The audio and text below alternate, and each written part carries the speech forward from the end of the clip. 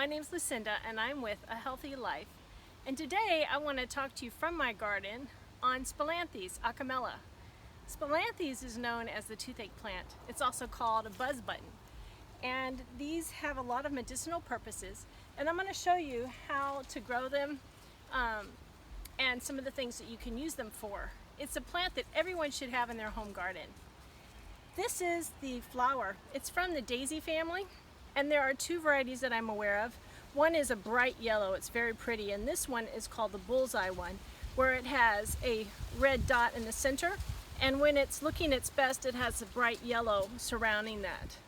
Anyway, these, if you have a friend come over, my husband loves to pull this trick on people. We have people come into their garden and he'll be having them try kale and laupele and everything, and then he'll go, hey, try this, and he's gained their trust.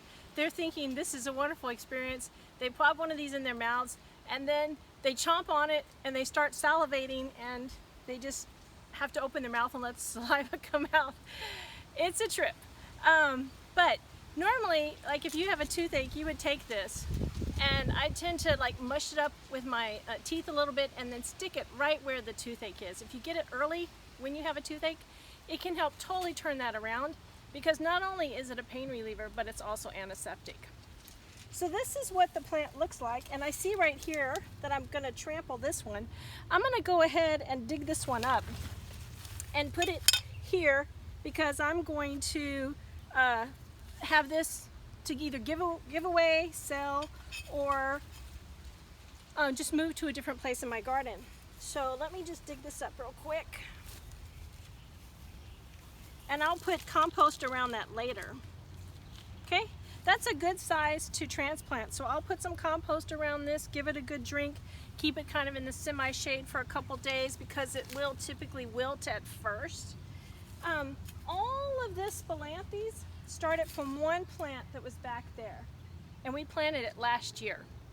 And it has grown out. Now this is sugar loaf pineapple. If you can see these beautiful little pineapples, these are highly prized pineapples. You can sell these in the market, in the farmer's market, for like 16 bucks a piece when they're at their full size, and sometimes more.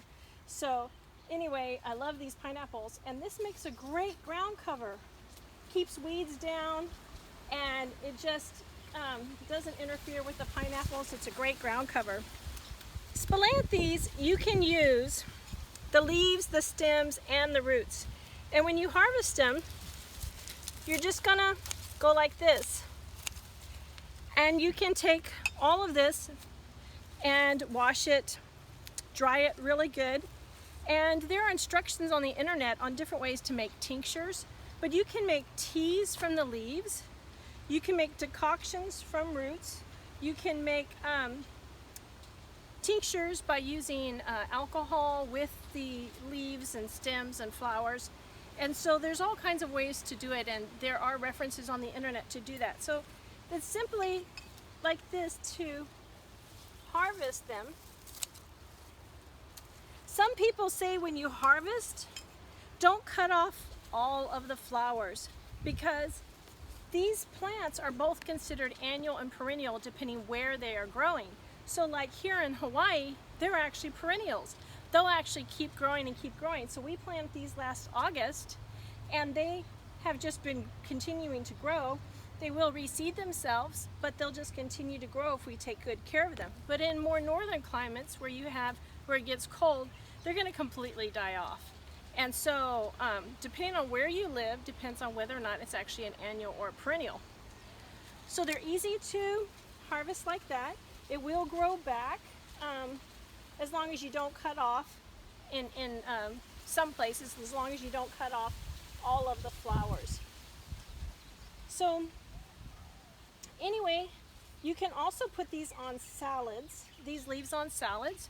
They're considered medicinal for all kinds of things, not only like rheumatoid, rheumatism, pain,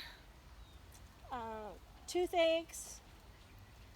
It's a diuretic, but they don't recommend that you take Spilanthes if you're on a diuretic, say for high blood pressure, or on a diuretic for swelling. And if you're pregnant, or if you, there's one more, contraindication I can't recall at this time. So you want to, before you take these or use them, consume them for yourself, you should do a little bit more research on your own. But they're definitely something that everyone should have in their garden. You can get them from people like myself who sell them. You can get them from seed. A lot of people get them from seed because they're not commonly grown, but their use worldwide is really taking off. 80% of the world can't afford drugs or medications, and so they rely on taking natural things for their remedies. And so I think it's a good thing for us to all consider doing, especially in this time right now in the world.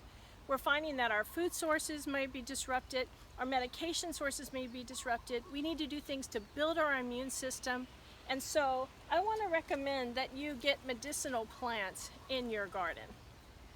Another thing to keep in mind too when you're dealing with medicinal plants is that they're very strong and powerful. And if you don't use it correctly, it could be toxic to you. If you use it correctly, this can be so powerful, but one thing that we found in our research is that if you take it on a daily basis, that it could actually kill off your friendly bacteria in your gut as well as your bad bacteria. And so you don't want to have that happen. So I recommend taking it for short periods at a time, and then maybe taking some probiotics to follow it, just to help rebuild the good bacteria in your gut. So maybe it even has an effect like an antibiotic. So I think that's it for today, and I hope that you will consider trying Spilanthes.